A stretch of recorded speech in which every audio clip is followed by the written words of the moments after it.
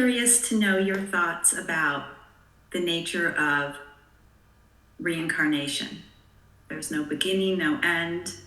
I am a past life regressionist, and I've been doing that for quite some time. But I feel like I'm in conflict because of my studies for the past couple of years. My interpretation of the teachings from non-duality teachers, sometimes I feel like there is no beginning, there's no end. Have been no other true past experiences. It's just, or is it just consciousness having a localized experience called me in the 1800s, me in year 3060, which of course is through time and space. So I feel sometimes when people come to me and they want to experience themselves back into a past life or a future life or in another realm, dimension, galaxy, cosmos, I try to meet my clients where they're at, but sometimes I feel like a fraud because in this I don't know mind, none of us know. So I guess my question is just, what are your thoughts on reincarnation? What I thought I believed, I question everything. Well, in order to answer your question,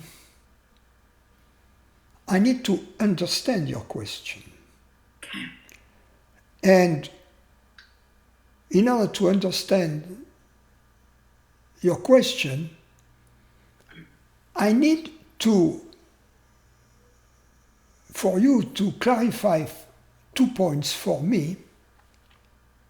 Number one, what is it that reincarnates? Number two, what is the definition of reincarnation? Can you answer these 2 questions? What do you mean by reincarnation? And what is it? In fact, it's only one question I have. What do you mean by reincarnation? And then, as you define reincarnation, make sure that you clarify for me what it is that reincarnates.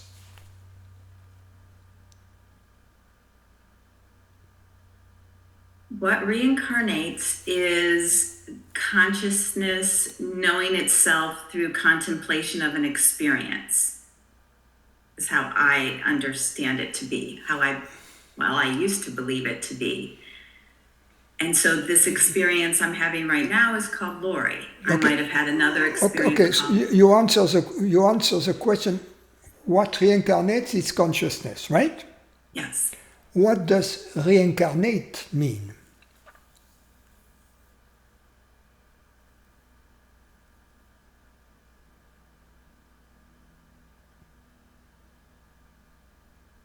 To have a conscious awareness of another experience.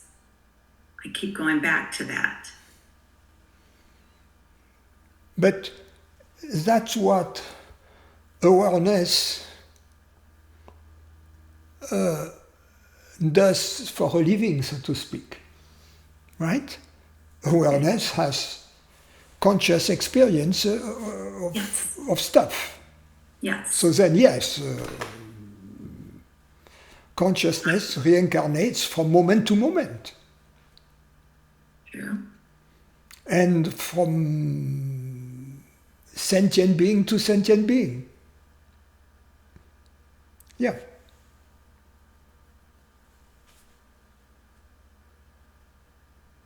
I've answered my own question. But it's very different from saying, as I was Napoleon or Julius Caesar in a past life. Right. No, because as consciousness, yes, you have been Napoleon, Julius Caesar, Hitler, and all the billions of people and all the billions of sentient beings. So you are not just not just Julius Caesar or Napoleon, right? Right. You are everything. But even that, the word to reincarnate assumes implicitly that if consciousness reincarnates, it means that consciousness goes inside a new body. Right? Incarnate, to be in the flesh, to go inside. And that is kind of predicated upon the belief that consciousness is in our body. That consciousness is incarnated right now in this incarnation called Francis, right? Right. But if we ask more deeply ourselves, what does it mean? What does it mean? Is it my experience that I, whatever it is that perceives this body, is inside this body? What does it mean? I can understand if I ingest a banana, the banana goes inside my body, right? That's clear because I can see it coming in. But in order to make the statement that consciousness is in the body, as I said yesterday, it's like the tea in the cup. I have to see the body, I have to see consciousness, I have to see consciousness inside the body. Yeah. It's not our experience. So to say, our experience is that at some point, our body appeared to our consciousness.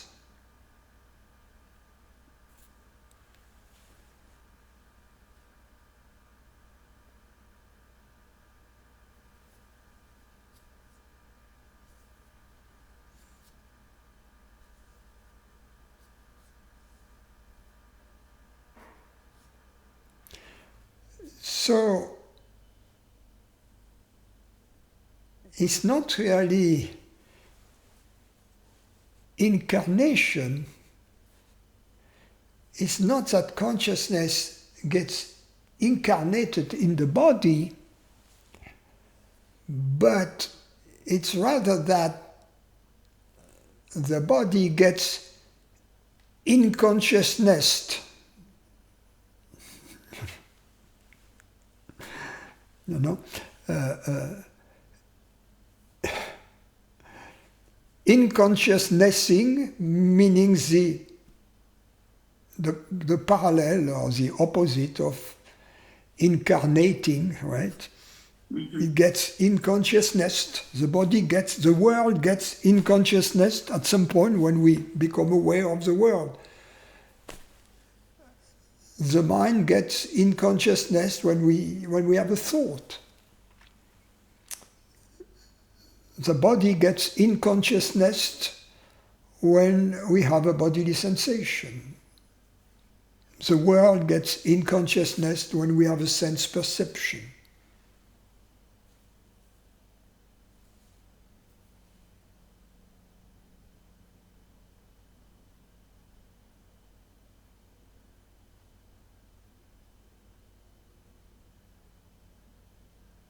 So it would be okay to say that it seems that consciousness incarnates itself from moment to moment in all sentient beings.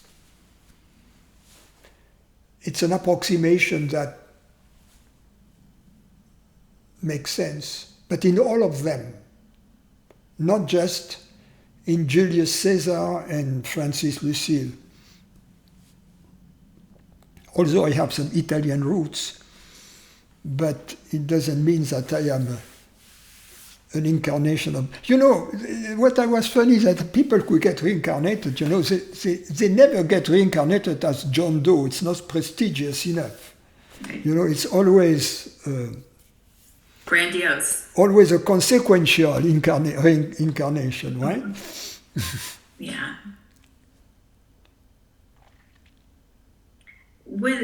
I've had clients ask me this question over and over and over again, and I'd like to share the question and my answer and just get your thoughts on that. And that will conclude my. Don't worry, we have time. Go ahead. Okay. So I will have clients that when they drop down into that very deeply somnambulistic beta brainwave state where the egoic conscious mind can kind of fall to the wayside and they're able to tap into their inner knowing better, as can be the case through perhaps meditation also. And they will again have these clear, descriptive experiences or as they call remembrances of being a dragon, being Hitler, what have you. Or they will start speaking Japanese, and they've never spoken Japanese before, quite fluently. And they're astounded that they're speaking these foreign languages. Sometimes they will call it a star language. That is very unfamiliar to human language. But all different types of experiences. And they ask me, how am I able to, where am I tapping into all of this? And my response, because this has been my understanding, is they're tapping into this universal consciousness of all experiences. Yes, I mean, there are phenomena that are not easily, that cannot be easily explained by current science. Yeah. That's obvious. Although also it remains to be seen often whether when people go in some kind of trance and they speak certain language, it would be interesting to have this verified by someone who actually speaks Japanese or whatever language they are speaking, because they can be delusional, they can be in this condition almost certain that they are speaking Japanese, where in fact they are saying ta-ta-ta, Yamamoto, Kakrapute, you know? And I had those clients confirm that with a Japanese-speaking person, and they got the interpretation, or of what, or the the description of what they were saying, because they wanted to understand, and so it seems to be legitimate. And that's an interesting occurrence that there are phenomena that are not explained by the current science. I mean, we don't have a good explanation for dark matter or the acceleration of the expansion of the universe. There are many things, there. And as Shakespeare used to say, there are more things in heaven and earth, Horatio, than in your philosophy. So it's there is a big unknown out there, and we only have access to it through a very, very tiny window of the mind. And yes, there are phenomena like that in which it seems that we tap into some things that Carl Jung defined as the collective unconscious or whatever, the realm of archetypes. Right. And the question is that, there are other forms of existence than matter. And there are forms of existence where perhaps time doesn't elapse. The world, for instance, of mathematical ideas let's say, the number pi, let's assume that in a distant galaxy there is an intelligent species, even brighter than us, much brighter than us. And they have come to develop mathematics because they live on a planet very similar to ours. And they started with the geometry and, trying to measure the area of their fields, and they have developed that. And so that they have developed a geometry on their own. And of course, calculating the area of a circle, they are smart, remember? They have come up with the number pi. Now, where did that come from? Because the number pi doesn't exist anywhere in nature. You see, there is not a perfect circle in nature. So, the number pi exists only, as far as we know, in human minds. But it's clear to me that in the hypothetical case of this extraterrestrial, they wouldn't have come up with a different value for the number pi. It would still be 1.4159, etc. It would still be the same value, exactly the same. So the question is, because it was discovered by two species who never had connected with each other, because they were separated too much, right? And why did they come up with the same number, with the same thing? The only reasonable explanation is that it existed somewhere, and it was discovered by one and by the other. You see? So what kind of existence do mathematical ideas have? And it's a different world, if you will, to which we have access when we do mathematics and we understand each other. We have access to this realm. And there are other elements like that. Serendipities, coincidences that are too far-fetched to be a coincidence. The story of Carl Jung, who you know, I don't know in English the name of this insect. Scarab? Oh, scarab? Scarab, yeah.